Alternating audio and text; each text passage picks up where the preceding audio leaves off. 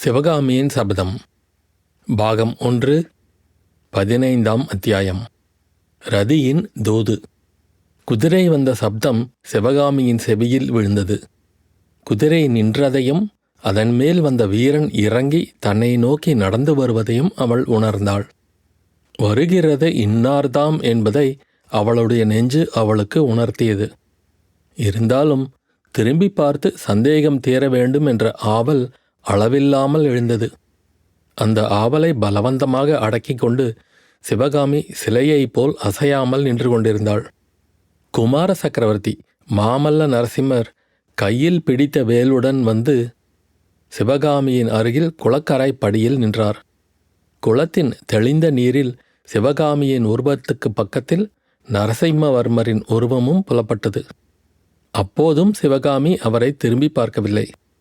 வீர சௌந்தரியம் குடிகொண்டு தேஜசுடன் விளங்கிய நரசிம்மரின் நவ யவ்வன முகத்தில் லேசாக புன்னகை அரும்பியது. அவரும் சிவகாமியை நேராக பார்க்காமல் தண்ணீரில் பிரதிபலித்த அவளுடைய முழுமதி முகத்தை உற்று நோக்கினார். சிவகாமி சட்டென்று முகத்தை திருப்பிக் கொண்டு அவளுக்கு இன்னொரு பக்கத்தில் நின்ற மான்குட்டியை பார்த்து, ரதி, இவர் யார்? எதற்காக இங்கு வந்தார் என்று கேள் என்றாள். இதை கேட்ட நரசிம்மரின் முகத்தில் புன்னகை மறைந்தது. புருவங்கள் நெறிந்தன. அவரும் ரதியை பார்த்து, ரதி, உன் எஜமானி பரத கண்டத்திலேயே இணையற்ற பரத கலாராணியாகிவிட்டாள் அல்லவா? பழைய சிநேகத்தை நினைவு வைத்திருக்க முடியுமா? இவர் யார் என்று கேட்கத்தான் தோன்றும். இது ஒன்றும் எனக்கு ஆச்சரியமில்லை ரதி என்றார். சிவகாமி ஆத்திரம் நிறைந்த குரலில் கூறினாள், ரதி, ஆச்சரியத்தையே அறியாதவரான சக்கரவர்த்தியின் திருக்குமாரருக்கு என்னுடைய 1000 கோடி நமஸ்காரத்தை சொல்லிவிட்டு இதையும் சொல்லு. அவரோ பூமண்டலாதிபதியின் புதல்வர். தேச தேசங்களின் ராஜராஜாக்கள் எல்லாம் தம் திருப்பாதங்களில் விழுந்து வணங்கப்பெற்ற பிரபு. அப்பேற்பட்டவருக்கும் இந்த ஏழை சிற்பியின் மகளுக்கும் சிநேகம் எப்படி சாத்தியம்? அந்த எட்டாத பழத்துக்கு ஆசைப்பட்டது என்னுடைய அறிவீனந்தான் என்பதை உணர்ந்து கொண்டேன் ரதி. மாமல்லர் பரிகாசம் துணித்த குரலில் சொன்னார். ரதி, உன் எஜமானிக்கு ஒரு விஷயத்தை ஞாபகப்படுத்து. பரத சாஸ்திர பண்டிதையான சிவகாமி தேவி இப்போது ஆடலரங்கத்தில் நிற்கவில்லை. அபிநயம் பிடிக்கவில்லை. நிறுத்தம், நிருத்தியம், ஹஸ்தம், அபிநயம் ஆகியவைகளை கொஞ்சம் ஒதுக்கி வைத்துவிட்டு என்னுடன் கபாவிகமாக பேசச் சொல்லு. இயற்கையில் செவ்வரி ஓடிய சிவகாமியின் கண்கள் இப்போது கோபத்தினால் கோவை பழம் போல் சிவந்தன. ஆமாம் ரதி, ஆமாம். நான் நடன அரங்கத்தில் நடிக்கும் நாடகக்காரிதான். காஞ்சி சக்கரவர்த்தியின் திருக்குமாரர் எங்கே? ஆயன சிற்பியின் மகள் எங்கே? மாமல்லரின் அருளை பெறுவதற்கு அரண்மனைகளிலும் அந்தப்புறங்களிலும் வளரும் எத்தனையோ ராஜகுமாரிகள் தவங்கிடக்கிறார்கள். அரங்க மேடையில் ஏறி ஆடும் இந்த ஏழை பெண்ணின் ஞாபகம் அவருக்கு எப்படி இருக்கும் என்று சிவகாமி சொன்னபோது அவளுடைய குரல் தழுதழுத்தது. அவளுடைய கண்களில் நீர் துளித்தது.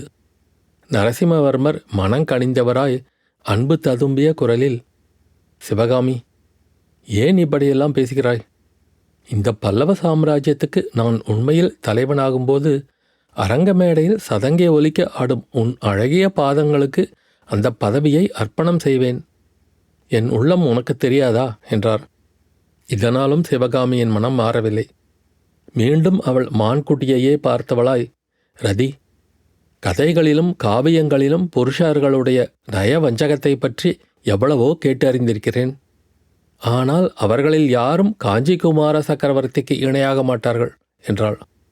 நரசிம்மவர்மருக்கு இப்போது உண்மையாகவே கோபம் வந்ததென்று அவருடைய புருவங்களின் நெருப்பிலிருந்து தெரிந்தது. சிவகாமி, ஏன் இன்றைக்கு இவ்விதம் மாறிப்போயிருக்கிறாய்? எவ்வளவோ ஆசையுடன் நான் உன்னை தேடி வந்தேன். எவ்வளவோ விஷயங்கள் பேச எண்ணியிருந்தேன். நான் வந்ததே உனக்கு பிடிக்கவில்லை என்று தோன்றுகிறது. இதோ போகிறேன் என்று ஓர் அடி எடுத்து வைத்தார். அப்போது சிவகாமி விம்மிய குரலில், ரதி, அவர் போகிறதாயிருந்தால் போகட்டும். ஆனால் குற்றத்தை என் பேரில் சுமத்திவிட்டு போக வேண்டாம் என்று சொல் என்றாள். நரசிம்மர் மேலே அடி எடுத்து வைக்காமல் நின்று, நான் தான் என்ன குற்றம் செய்துவிட்டேன்? அதை சொல்லிவிட்டு கோபித்து கொண்டால் மிகவும் நன்றாயிருக்கும் என்றார்.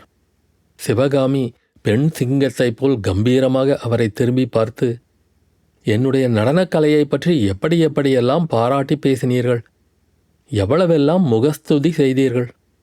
அப்படியெல்லாம் பேசிவிட்டு என் அரங்கேற்றத்துக்கு ஏன் வராமல் இருந்தீர்கள் என்று கண்களில் கனல் பறக்க கேட்டாள்.